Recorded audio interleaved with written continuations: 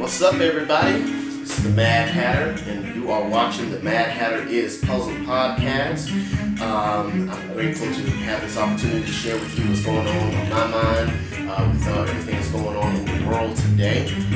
Right now, I am working on the Gallison puzzle entitled Astrology. For the Instagram viewers, see, this is the puzzle. Let me flip it around for you. This is the puzzle that I'm working on right now. About 600 pieces in, and so looking forward to trying to piece the rest of this together, hopefully be done by the end of the day today. And shout out again to Gallison, who does a remarkable job of creating puzzles as well as other pieces of artwork and daily desk items and things of that nature. I really love their work and the things that they're doing, and so thank y'all again for your support of me. They are not my sponsor, but they do. The company does watch a lot of what I do, and so I'm grateful for them for their viewership and their support.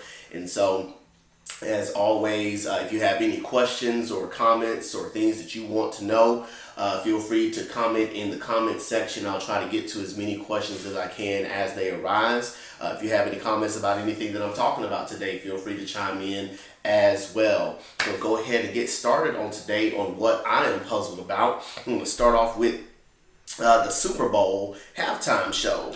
So for those who have been paying attention, the Super Bowl was a pretty good game. Overall, I enjoyed it. I thought my team was going to lose, but sure enough, they came back in the fourth quarter. And talking about Kansas City, as they always do, and they were able to pull it off. They scored, I think, 21 points in the last quarter to take that game and seal the game and bring a championship back to Kansas City. I think they said for the first time in 50 years. As always, they had their halftime show, and everyone knew that the halftime show was going to be featuring Shakira and Jennifer Lopez, kind of an homage to Latin culture. I think we found out back in November of last year that they were going to be the ones headlining the event.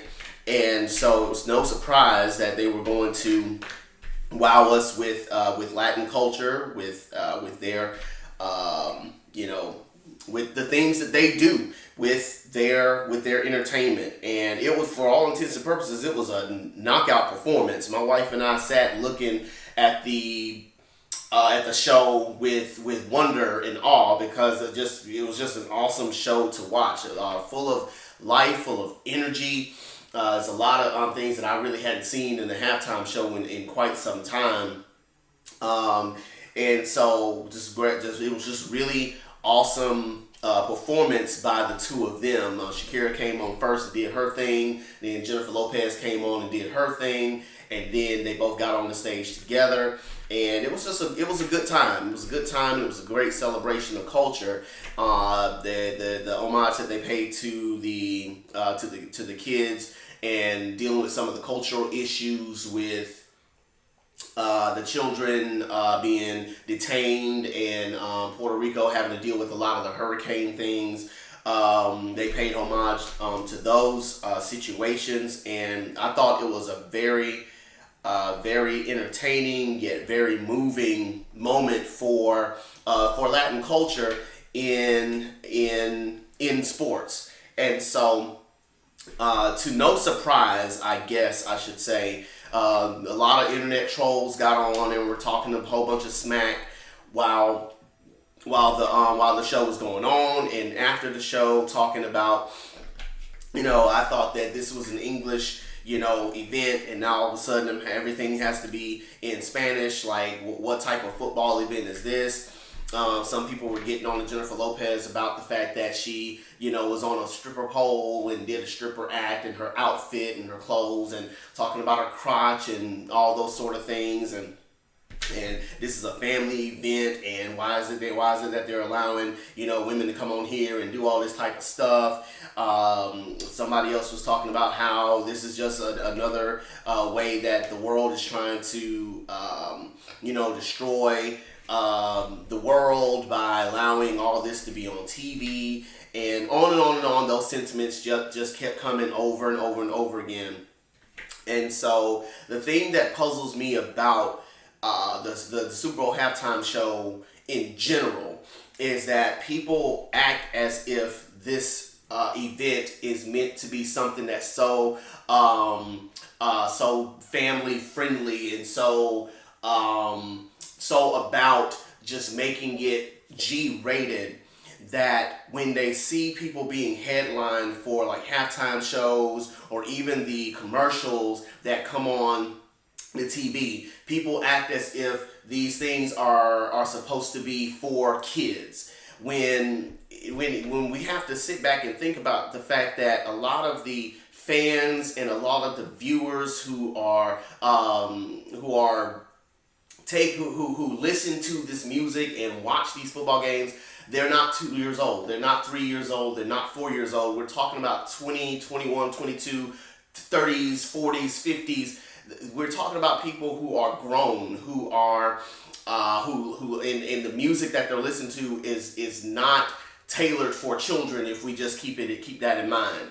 And so when you're talking about trying to entertain people and trying to entertain grown folk, people aren't thinking about the children, so to speak. So to hear people talk about every year, this is a family-friendly show, this is a family-friendly event, stemming all the way back to the day when Janet Jackson's wardrobe malfunction kind of shocked the world. We talk over and over again about how these are all family-friendly affairs and things of that nature. But if you look at the TV landscape and you look at the awards landscape, people are wearing far worse than what we saw in the Super Bowl halftime show this past Sunday. Losing track of time. And people have worn far worse, they've acted far worse, and kids have seen far worse. It doesn't make it right, per se, but we got to look at the reality that these are paid entertainers. And I think that's where we get lost at. That we're expecting entertainers to be so conscious of who's watching their events that they're not allowed to express themselves in a way that is true to their art form. I think we have to stop and realize that for these entertainers, this is what they get paid to do, to entertain. And they're going to entertain the most amount of people that they can. And while paying, homage to whatever it is that they want to pay homage to, they're not going to downgrade or downplay their entertainment value for the sake of people, of the 3 or 4 people who want to be so mad about the fact that, oh my God, I saw her skin, or oh my God, I saw her chest, or oh my God, I saw this or that. Like, I think at some point we've got to grow up as a society and realize that entertainers are going to be entertainers. I saw one meme that said, it's interesting that when Jennifer Lopez and Shakira are up there and they're half naked and those sort of things, everybody wants to be up in arms. Hey, what's up, Biz? I see you. How you doing this morning? That we want to be all up in arms and so mad about the fact that, oh my God, they got their clothes on, or they don't have any clothes on. But then last year when Maroon 5 comes on and Buddy takes his shirt off, everyone's fawning over him and no one's complaining about it being a family-friendly event. When he's gyrating, no one's saying anything. When Prince does his thing several years ago, no one's going screaming and going up in arms about that.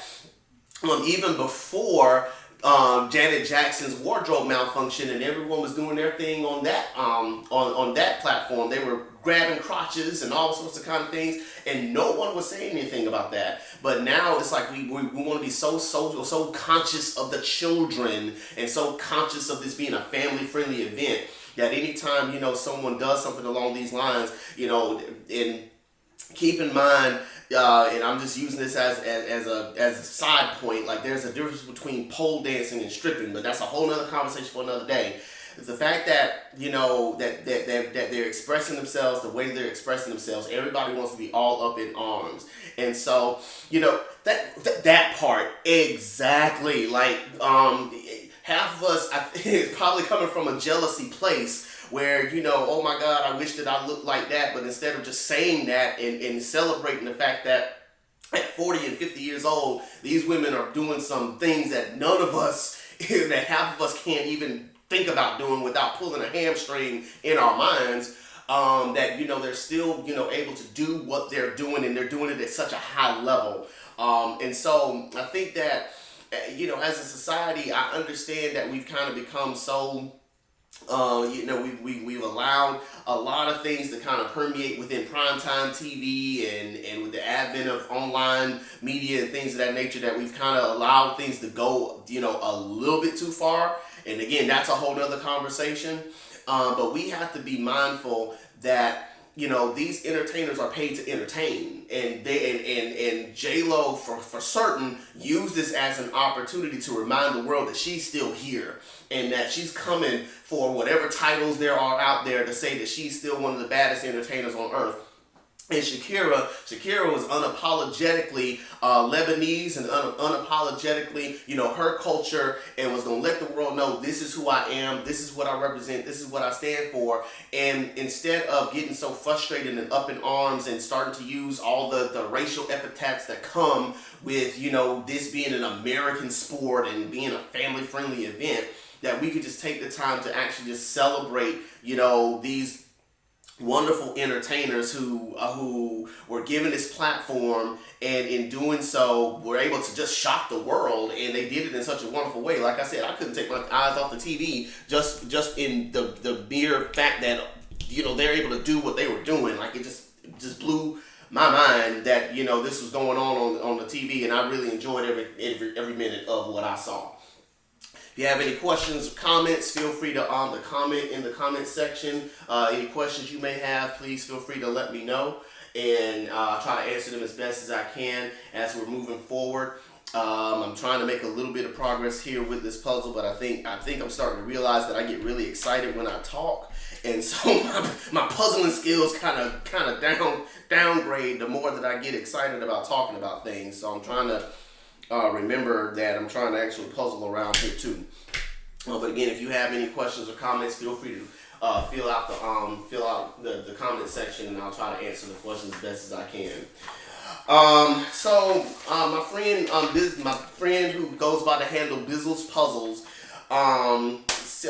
sent me something in my inbox last week, and when I read it, it blew my mind away, and so I knew for certain that we had to talk about it today, because I just never thought about this until it was brought up. So 7 days prior to February 4th, so whatever day that was, there was this meme that was posted up that said, "Fun fact, some people have an internal narrative and some don't." As in, some people's thoughts are like sentences they hear, and some people just have abstract, non-verbal thoughts and have to consciously verbalize them. And most people aren't aware of the other type of person. One of the paragraphs he said, see if I can find it.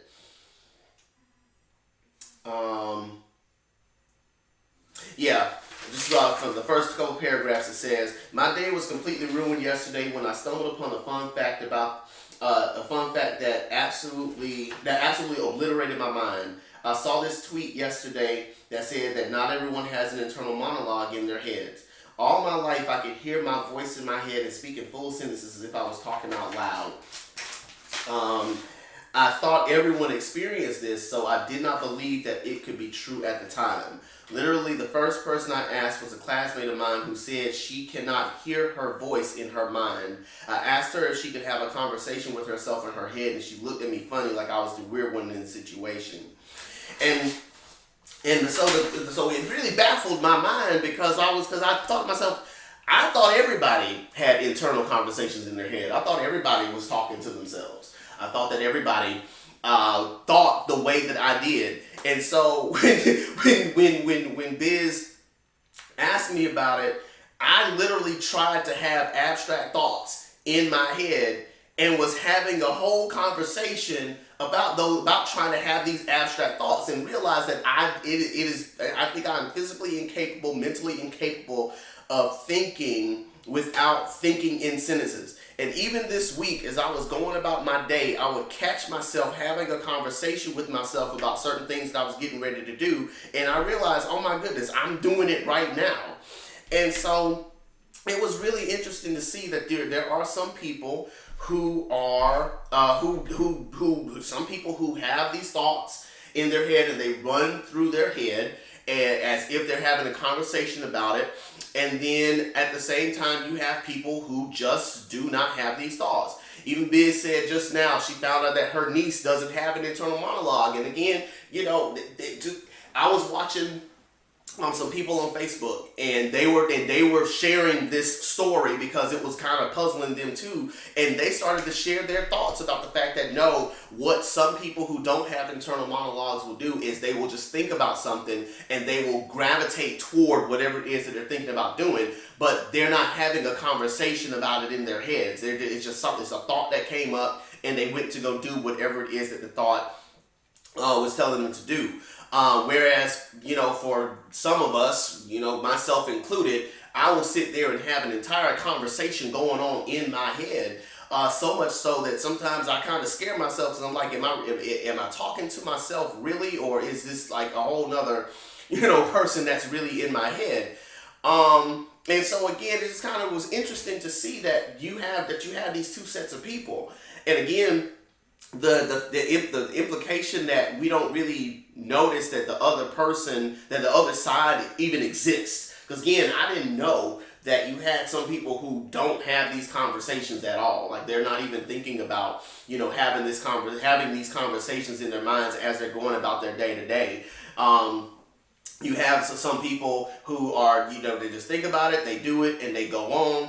Whereas people like, me, I'm sitting here having this conversation in my head. As a matter of fact, I'm having the conversation in my head so much so that even as I'm talking to y'all right now, I'm having an internal monologue in my head about this conversation that I'm having with y'all. Like, that's how much my brain works when it comes to having these conversations, how my brain processes stuff. And so even as I'm talking, I'm having like a meta conversation in my head about what I'm doing, what I look like, how I sound, how often I'm saying the word even, because somebody a long time ago had a conversation with me about the fact that I need to work on not saying so much. Like, that's just how, crazy my thought processes work. And I'm having that whole conversation in my head as I'm going about my day to day.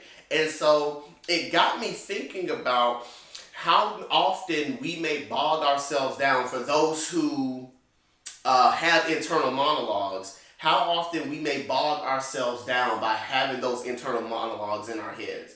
Like, because of the fact that we're actually having these conversations, that the way that our minds are processing information is through conversation, how often we're actually slowing ourselves down by having the conversations going in our heads the way that we do.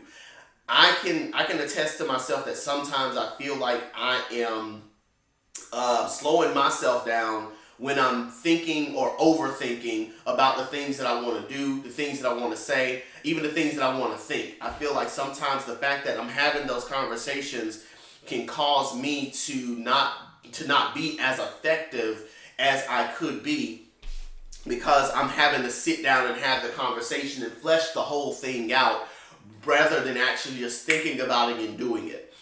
I can find myself kind of bogging myself down just a little bit by having the conversation and rerunning the conversation a lot of times, instead of actually just going about and doing what I need to do.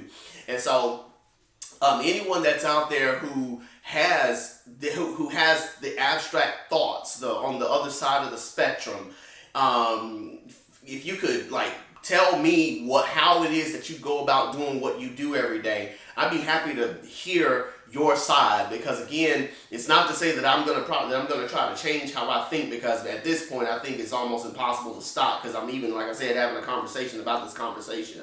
but I think it would be cool to know, just exactly how that mind works, and how you're able to go about doing the things that you do. Because again, for me, I know that sometimes my thoughts can slow me down because I'm talking about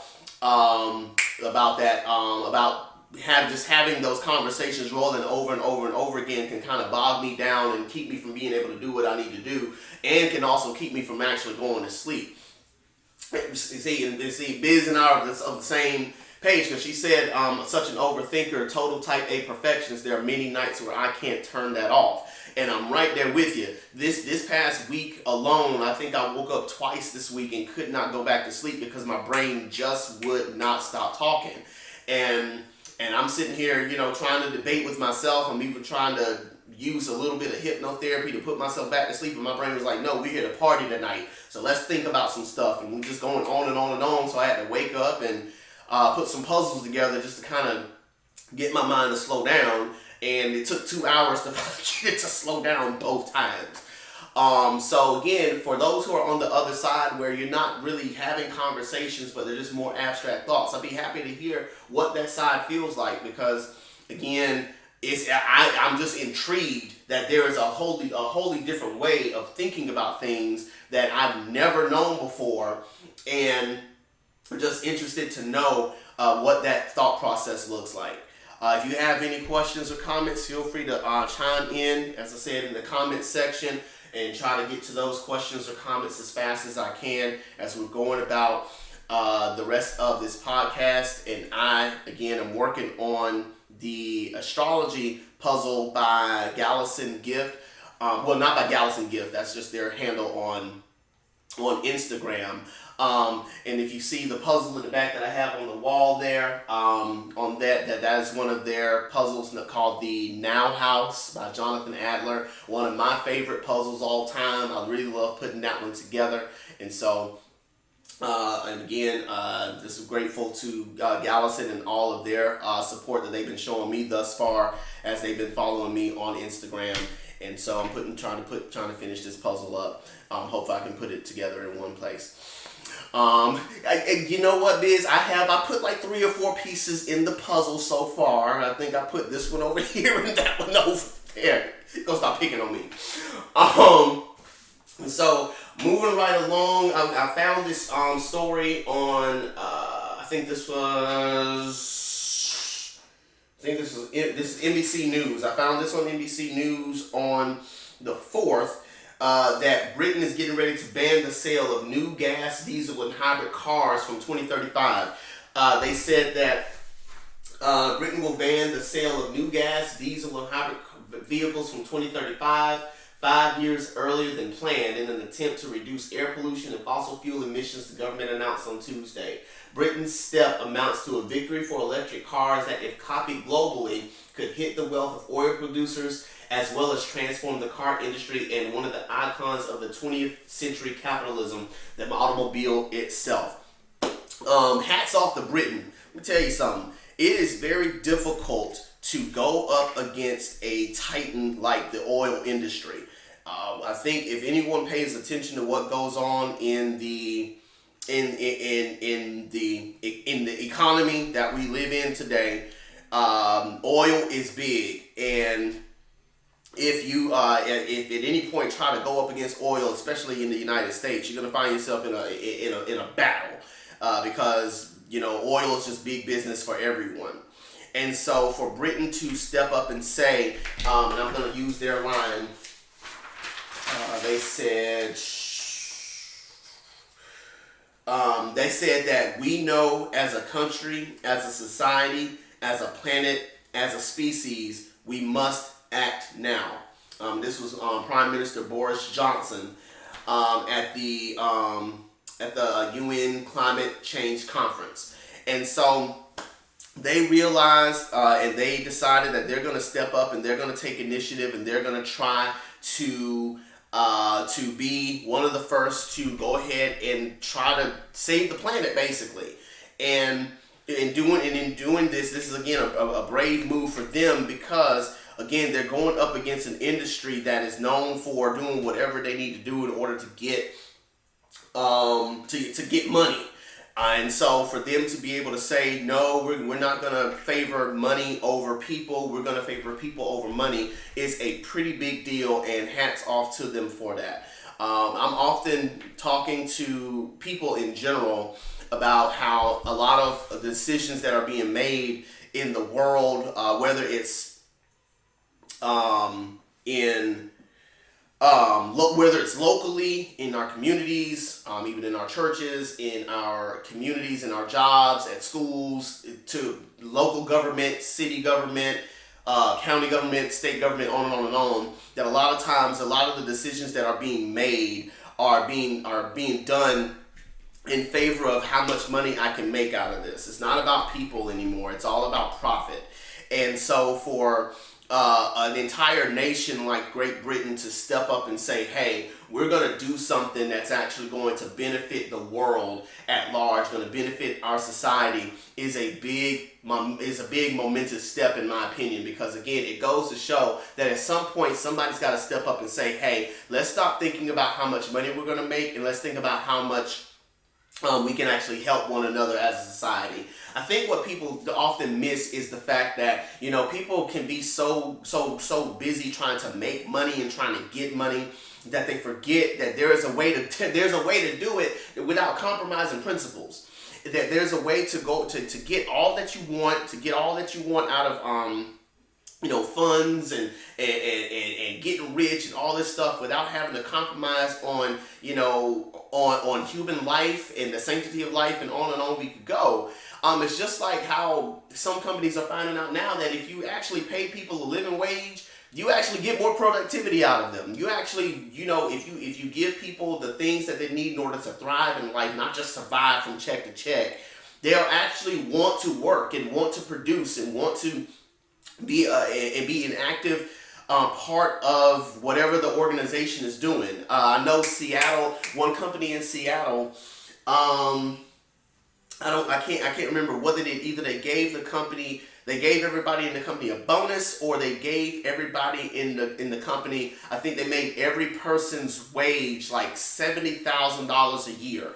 And they said that their productivity in the company increased so much so that they had to, I think, if I'm not getting the story wrong, I think they had to build a whole nother like headquarters or something like that, because the company had grown so much. Like, they made so much money just by allowing people to thrive in the city, to be able to live and to be able to take care of their bills, take care of their children, on and on and on. And this is from the janitor all the way to the CEO.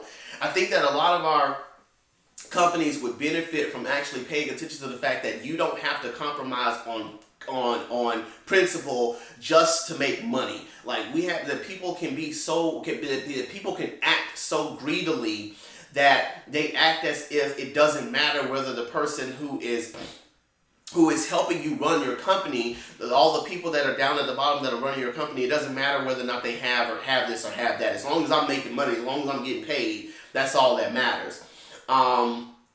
We see that a lot of organizations are really starting to be more conscious of people, and as a result, they are trying to do everything that they can to help those so that they can thrive, they can live, they can have the things that they need in order to move forward. And so to see an entire nation, like I said, with Great Britain, to say, hey, let's step up, let's do our part, let's try to make a difference in this world. And it's not going to happen overnight. Like I said, 2035 is the launch date where they're not going to have any more cars, which is good. It gives everybody a chance to really do what they need to do.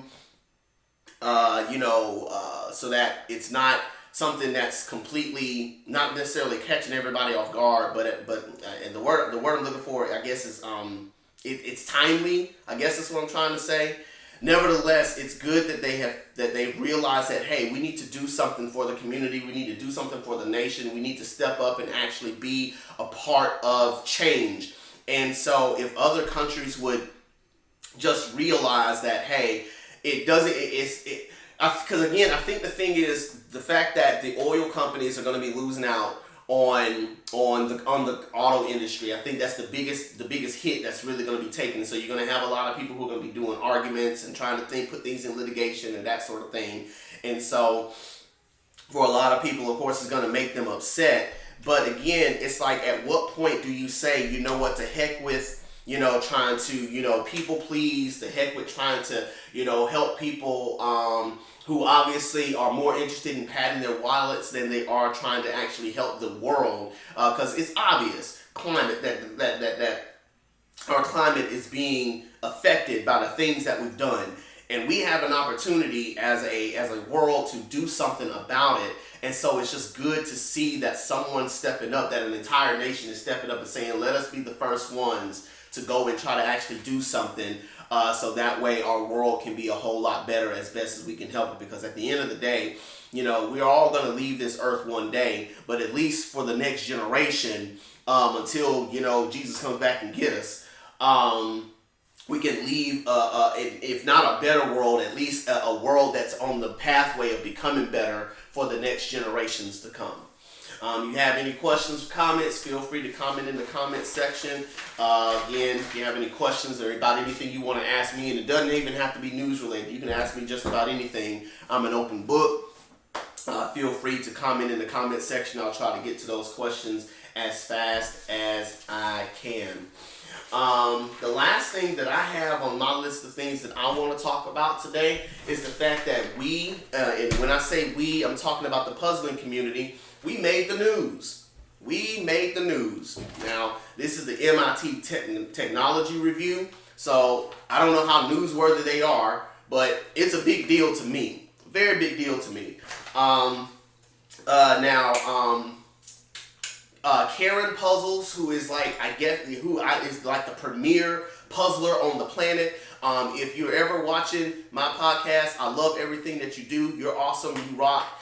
Can't wait to talk to you one day in life. Just kind of poke your brain about how you what you do. Hey there, handle Dawn H08. We see you, girl. Thank you for joining us today. But yeah, Karen Puzzles was the one who actually posted this on her Instagram. And they interviewed her and a couple of other puzzlers to talk about the fact that Instagram is making jigsaw puzzles cool again. And so, just to kind of give y'all a synopsis, jigsaw puzzles are having a renaissance thanks in part to a two dueling phenomenon.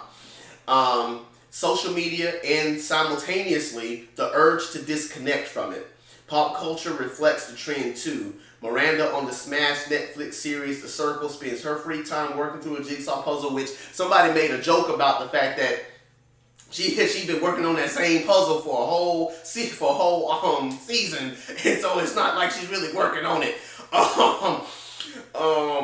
And then Toby Maguire is into competitive puzzling. On Instagram, hashtags such as hashtag puzzle lover, hashtag puzzles of Instagram, and hashtag puzzle time are amassing hundreds of thousands of views. On TikTok, videos tagged with hashtag jigsaw puzzle have been watched more than 1.3 million times. Puzzlers boast about finishing puzzles that have thousands, sometimes tens of thousands of pieces. TikTok even has a series of videos where people triumphantly place the last puzzle piece in its place, often tagged hashtag satisfying. And so I thought that the article did a really good job of actually explaining my journey into puzzling altogether. I started back in late October. It was the week of Halloween, as a matter of fact. I had gotten my daughters and I a set of puzzles, and I wish I had kept the box. But it was a set of Siaco puzzles, and I just got them because I wanted to give us something to do. My daughters are really into their tablets. I was on my tablet, and Dawn, again, that's the Gallison puzzle, Now House by Jonathan Adler, made by the group Gallison. I love it so much. But yeah, I had got the puzzles for us as something to do to get us off of our electronic devices. Because again, my daughters are into their tablets, I'm into my stuff, and we were spending a whole lot of time doing screen time. And so I got the puzzles for them. I got it for all of us. I started working on, as a matter of fact, I got it right here.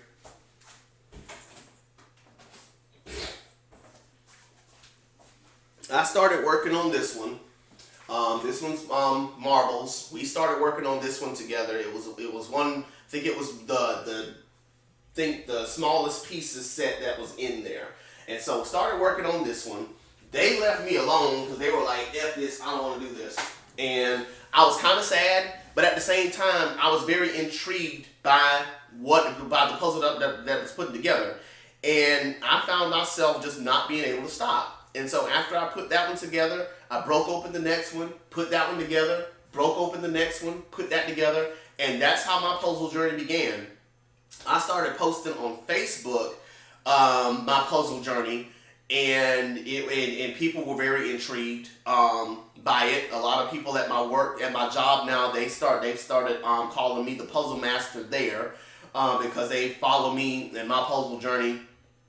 And then I started posting on Instagram, and everything. That's when stuff just started taking off, and people started talking to me about the puzzle journey. That's actually how Biz and I have been how we started our friendship together. Puzzle pastime. I'm finna start trying to name off some people, and I'm messing up just now after I did that. That's how my brain is working right now. I think Kiara, Jigsaw Puzzle, I was following her. Just Cassie, I started following her a lot. And a whole bunch of other people who have been putting puzzles together for such a long time. Hold on one second. You want this? What is that? You put it on the counter. I'll come get it. Thank you. That's my daughter. She cooked breakfast for us. It's so sweet. But I started following them, started following their journey, and that's when, just watching the puzzles they were putting together just continuously was blowing my mind. 2,000, 3,000, 5,000, the Disney puzzle that's like 40,800 whatever pieces, seeing somebody finishing that up. And that's when I realized like this puzzling thing is actually a bigger deal than I realized it was. Like I wasn't expecting to see so many people that were into the puzzling business. And then again, I think the part that really surprised me was that I didn't know how many puzzle companies there are. Like there are so many puzzling companies who do so many great puzzles from a variety of different methods. I know the startup companies that are coming up now, very good puzzles, a good one. The one that Biz was starting to get me onto, God, I can't think of the name of it right now. I'm gonna figure it out in a minute. But then you got the pomegranate, you got Gallison, you've got Ravensburger, Anatolian, who has my heart, and so many different other companies that are putting out puzzles. And then you have the startups like Very Good Puzzle is starting up right now. Puzzle So Hard just wrapped up their first year.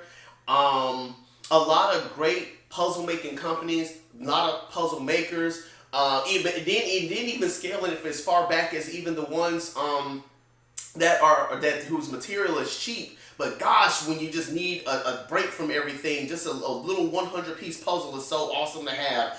The Siaco puzzles, the crazy art puzzles, Cardinal Games puzzles, just so many different companies, so many different people who have been at this for far longer than I have. Again, I just started in October doing puzzles. The last jigsaw puzzle I put together was back when I was in middle school, and that was decades ago. That was the last puzzle I ever put together, and since then I hadn't put a puzzle together since. So for me to be able to jump back into it and to go so hard the way that I have is just an attestament to what the article is talking about, that it's allowed us to connect together as a community to be able to show just how awesome puzzle making is, and how awesome we are as a community of puzzlers, while at the same time taking that break from the screens and from the media and things like that. It's like they were saying, Yes, look, okay, yes. As a matter of fact, Biz, that's exactly what happened when my wife and I went to I think we went to St. Augustine, and so we bought a couple of puzzles from the Dollar Tree, as a matter of fact. And my wife lost four whole pieces trying to put that thing together in the car. But again, it didn't matter because again, it was cheap and it was just something to do to pass the time. And that's what I love about it. Even while we were waiting for my daughter's basketball game a couple of weeks ago, I went to to Dollar General and bought a Cardinal puzzle. Matter of fact, it was this one right here. Went and bought this one, just 100 pieces. Of bicycles being put together, and I put it together in like 45 minutes and tore it apart, put it back in the box. Like that's what's so cool about it's such a great way to just pass the time, to break away from what I have discovered is the monotony of the scrolling back and forth on social media. Again, I'm always having to remind myself that I'm talking about myself because as I'm talking about breaking away from social media, I'm posting on social media. So it's just like the article was saying, like we're kind of hypocritical in a way, but it doesn't even matter. I think for me, the main thing is that I'm just so grateful for the community that I've been able to become a part of, that I've been able to kind of share my experiences with, and actually begin to start some great friendships with some people on here. I've loved what I've been seeing from everyone and what everyone's been doing on their end with their various puzzle projects, the things that they do with their puzzles, the time lapses that I'm seeing. Like y'all blow my mind away with how awesome y'all's tapes are, and I can't wait to start doing that myself within the next few months. Once I'm able to figure out where exactly I want to do my puzzles, because right now my wife and I we had to create kind of a makeshift puzzle station in our living room because I was spending a lot of time in the lab while everyone else was in the living area, and so we were kind of just missing each other. So trying to figure out a way to be able to do those types of camera shots while at the same time make sure I'm not neglecting family time and things like that. But again, it's been such a ride so far, and I'm looking forward to doing this pretty much for the rest of my life. Like I can't see myself ever getting bored with this. Like I go to work thinking about coming back home to do a puzzle. I can't wait to watch a TV show or watch my favorite movie while putting the puzzle together. Even my daughter is starting to spend a lot of time with me every so often. Will come in and put a couple pieces together, celebrate, and then leave.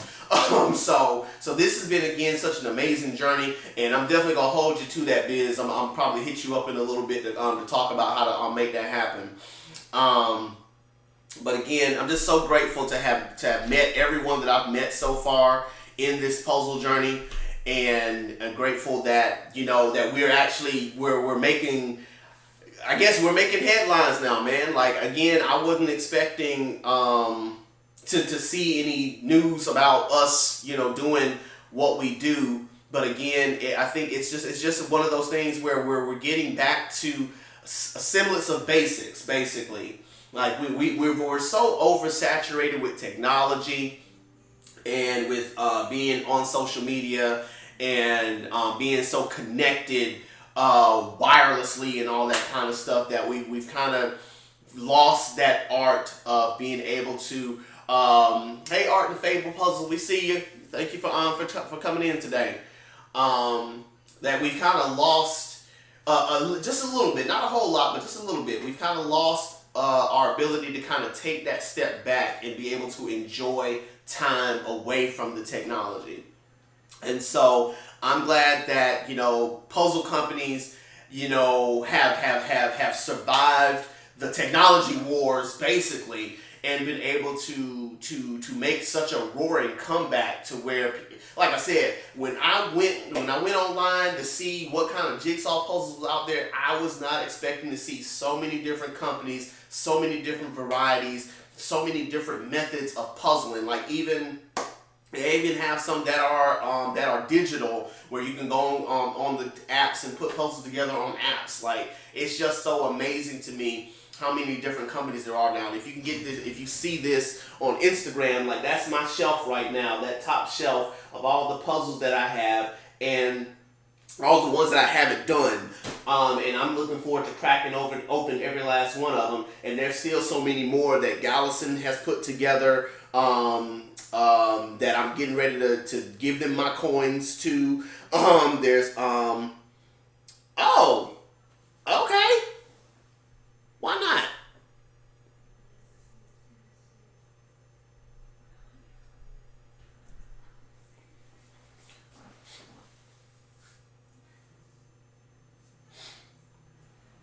Oh, okay. Well, they requested and denied. All right. But yeah, like, I'm looking so forward to being able to put these together. One of these days. I'm definitely, matter of fact, the next one that I'm wanting to put together is this one by Anatolian. I got this one. This one came in last week. Trying to get a shot without the glare. Oh no, that's cool. I saw the request, Art the Fable, and thought you wanted in, so I was gonna let you in. But at any rate, this is the one that I'm gonna be doing next. Looking forward to doing this puzzle very, very soon.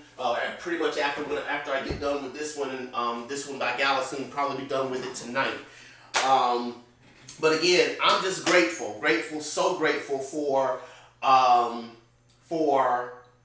being a part of the community. I wasn't expecting the community of jigsaw puzzles to be so large, to be so diverse, to have so many different companies, so many different people, so many different, just different altogether. And I'm just grateful to be a part of this community and to be able to share my puzzling journey with you all. And I'm looking forward to seeing how everyone in their puzzle journeys continue to grow and thrive. And just hoping that everyone enjoys puzzling for as long as we possibly can. And like I said, it's looking like with the puzzle companies making such a roaring comeback the way that they are, now we're in the media, now we're in the news. It's just a matter of time before, this thing just continues to be the global phenomenon that it's starting to grow into. And yes, that is an Anatolian, Delightful Woman.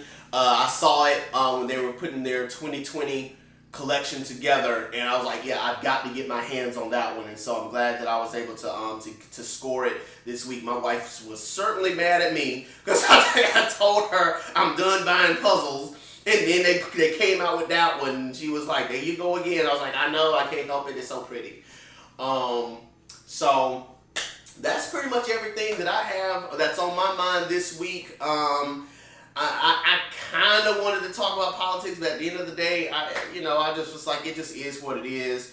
It's one of those things where I could talk about it, but I don't. I really don't want to talk about it because every time I talk about it, it just makes me sad.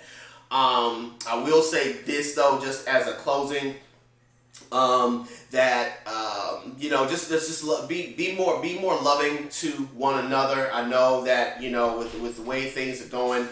And thank you again, Art and Fable. That's actually one of Gallison's puzzles, Now House by Jonathan Adler. Gallison took that and put it together I think it was like 2 years ago is when it came out, and so that was one of the first major puzzles that I put together, and I had to slap that one on my wall. And so again, y'all just love each other. Like I said, with Kobe Bryant's passing last week, that really was a wake up call for me. To just make sure that you're just loving one another, and that you're taking care of one another, and that you do take that time to break away from the daily affairs of life, so that we're able to just go and let everyone know that, hey, I love you, and I'm grateful that you're in my life. That's what I'm getting ready to do right now. As a matter of fact, to kind of just spend a little bit of time with my daughter. She lost her basketball game last night, but she doesn't even care. She's one of the most interesting competitors I've ever known, because it's like she wants to win. But if she wins, she doesn't care. If she loses, she doesn't care. So I'm really trying to just get a read on, is she even wanting to to play ball? But at any rate, I'm just gonna go spend some time with her, and hopefully, like I said, get done with this puzzle tonight. I'll show y'all what little bit of progress, and Biz, leave me alone, what little bit of progress I made. If you're watching on Instagram, this is what I've been working on today. Pretty much got all of this section completed if you've been following my pictures, and so just got this whole section in here to really finish. And what I like about this puzzle is that you don't really have to know where things go, because there's so many different things. Like if I'm getting you to watch it right, there's so many little details that if you're just paying attention to them, you can kind of see where they're going to end up going. Like little star streaks there. I love the fact that they have the lines, because they kind of help me to be like, seeing, okay, this line, these are all lines, so it's like I know if I follow that's where that's gonna go. If I follow these, that's where that's gonna go. And so I don't really have to spend a whole lot of time, because I was a whole lot of time worrying about the colors. I was afraid that the gradient of the puzzles was going to end up making my brain explode, because I've learned that gradient puzzles and I don't get along.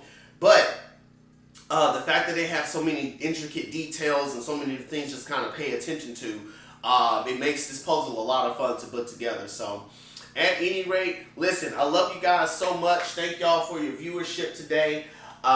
Next week, if all goes well, I think next week is Valentine's Day. So depending upon how my wife and I decide to celebrate, I may or may not be on Friday night back at 6:30 at our regular time, but I'll keep y'all posted. If y'all have any interesting news that y'all see in the media and want me to talk about it, send me an email, send me some type of post.